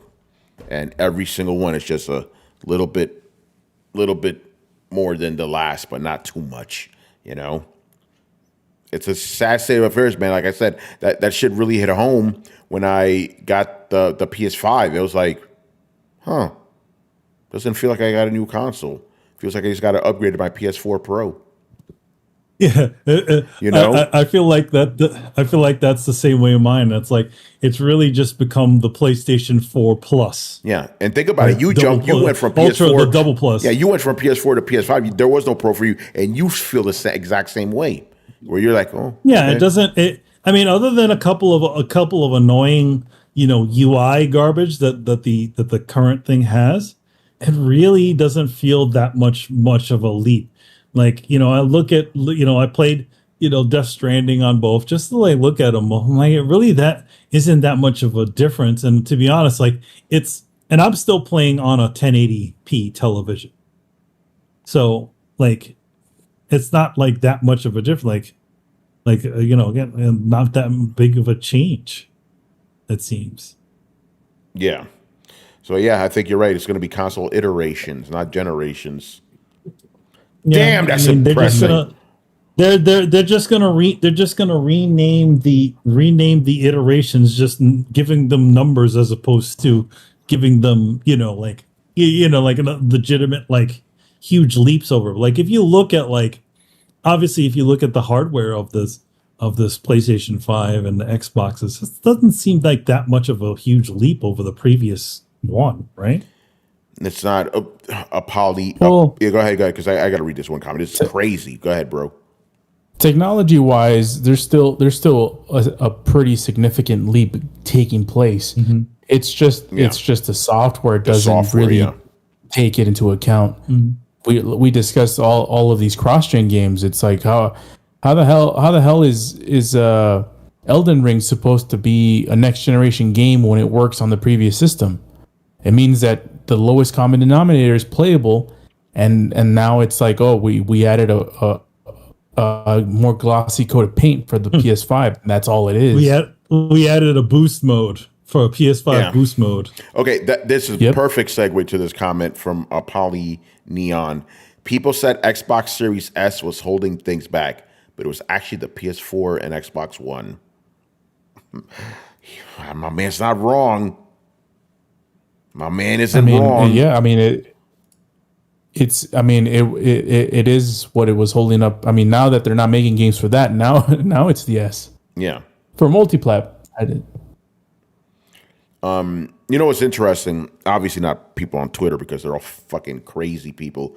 But you know, the guys in the chat for Throwdown, in the beginning there was pushback when we were talking shit about this generation. Not really pushback anymore. Very interesting because they know, because they see what we've been calling us since the beginning. You know, people are like, "Oh, I got games." Yeah, but where are the games, bro? Man, I still remember that shit. Fucking Jim Ryan, man. Oh, we believe in console generation. I was like, well, let's fucking go. And then we had the PS5 reveal, and all those fucking games were on PS4. But they didn't tell you that during that presentation. You learned about that shit after the fact. And that's where I made one of the best Tony's takes I ever did, man. I was full of fire, boy. I went outside, I was heated, literally and figuratively, you know? Because it was fucking bullshit. Yeah, every fucking game was on PS4. What the fuck are we doing, you know?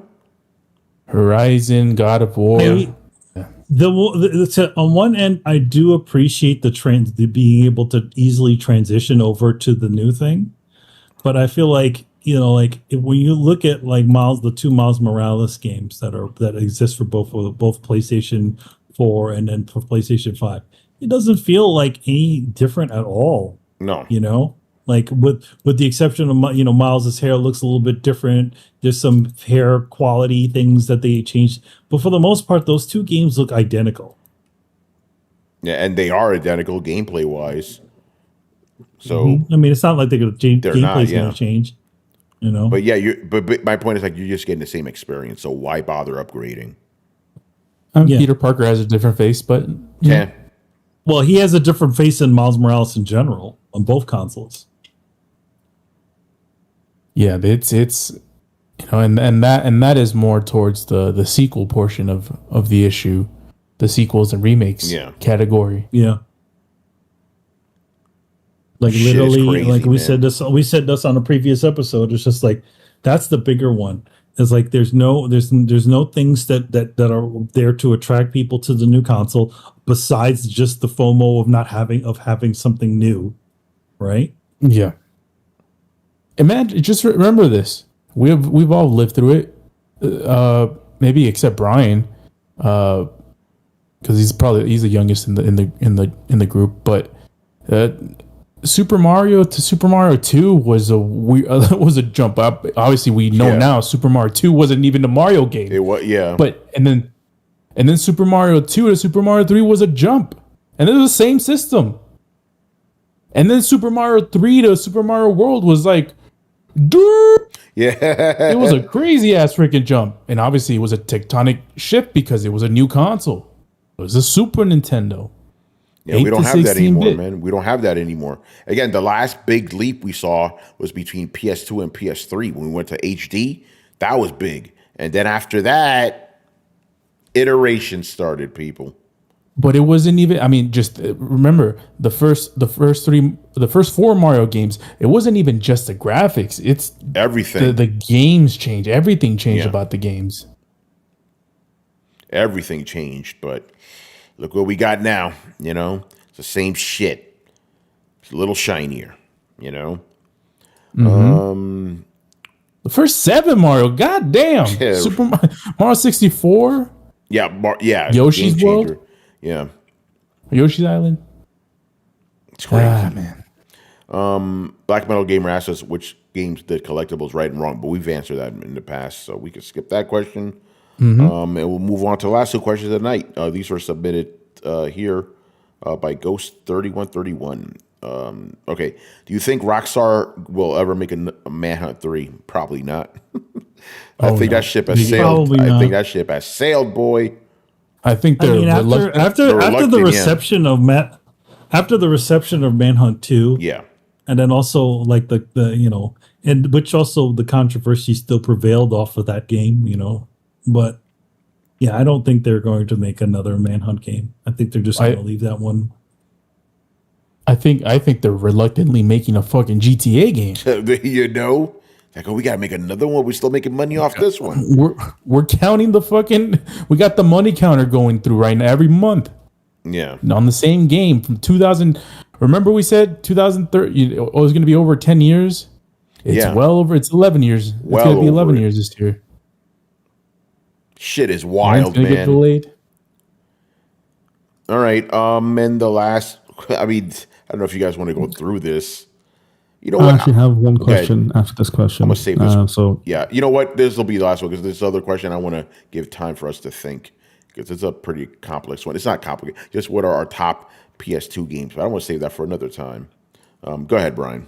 Oh, okay. This is actually a question that everyone can answer. And it's one of the things that really infuriates me. Uh-oh. Where should the subtitles option be in video games? In graphics? In audio?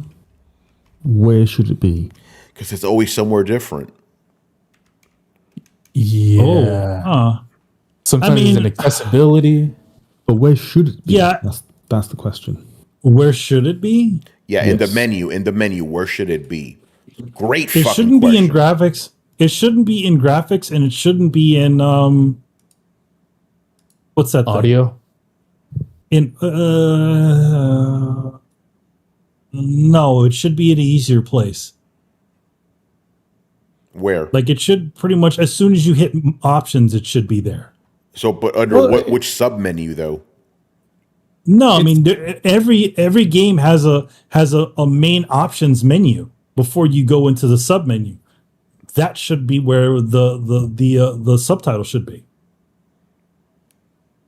The ironic thing of this question is because my answer is accessibility because the I was purpose about to say that. The purpose of subtitles accessibility, is for people who can't hear, but audio mixing these days is made in a way so people can't hear it because of the way it's freaking mixed. Yeah, that's I'm true. talking about movies and video games. Christopher Nolan. I'm asking this because I'm playing Hellblade 1. Yeah. And they have an accessibility option. So in there, it talks about subtitles color, subtitles size, subtitles background. So I'm like, okay, so this is where the subtitles would be. No, it's in audio. So I'm like, why is the option to turn on the subtitles different from where you set the options for what the subtitles are? Yeah. Makes no sense to me. Like, surely you group them together. So it's like, okay, you turn on the subtitles, then you set the options, So subtitles on, set the color, set the background, done. But no. So it just got me thinking, like, I wonder what you guys think of it, because it just really infuriates me. Again, as you guys said, it's always in a different place. Sometimes it's in display, sometimes it's in audio, and just like, it's baffling. I think this is one of those things that should be standardized, where it's like, I agree. You have an accessibilities option in a game, that's where you put everything. So color blindness, subtitles, whatever, just all there. Yeah, but I agree. Yeah, I agree with that. Accessibility. If we're going for a consistent space. Yeah, since now that accessibility is an option, it didn't used to be back in the day. No. And back in the day, we did have just a standard menu. Nowadays, it's everything's just broken up. Because I'm thinking about what you just said. I'm like, I can't think of any modern games that just have a base options mode. It's those like 50,000 things, you know. But they used to be that, you know. Well, I mean, from to use like Hellblade for example. Yeah. There's when you hit the options, there's that first screen, and then you keep scrolling it over. Yeah. Into other ones.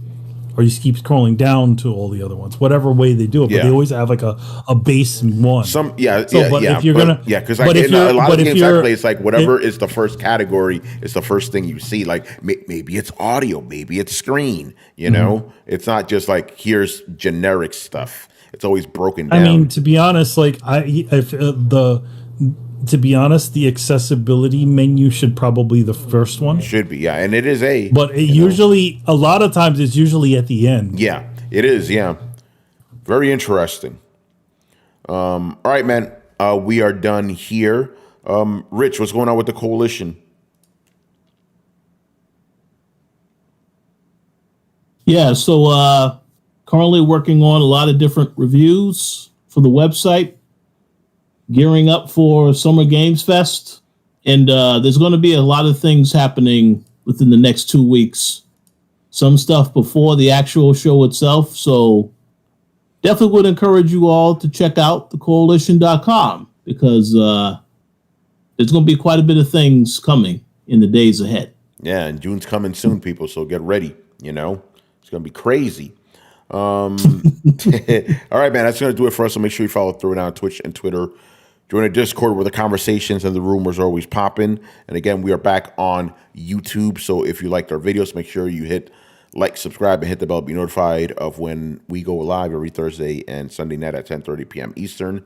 We are also on every podcast app on the planet. Throwdown Show. That's towards Throwdown Show. And obviously, go visit throwdownshow.com to listen to past episodes. Links to everything down below. Once again, I was your host, Tony Polanco. And tonight, I was joined by Emilio Lopez.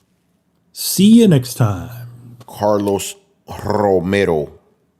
Peace out. Richard Bailey Jr. Have a good week, everybody. And Brian Manjoma. The Northmen tell tales of the Throwdown being the best podcast. Yes, damn right. The Northmen say. All right, guys, we'll be back on Thursday. Later.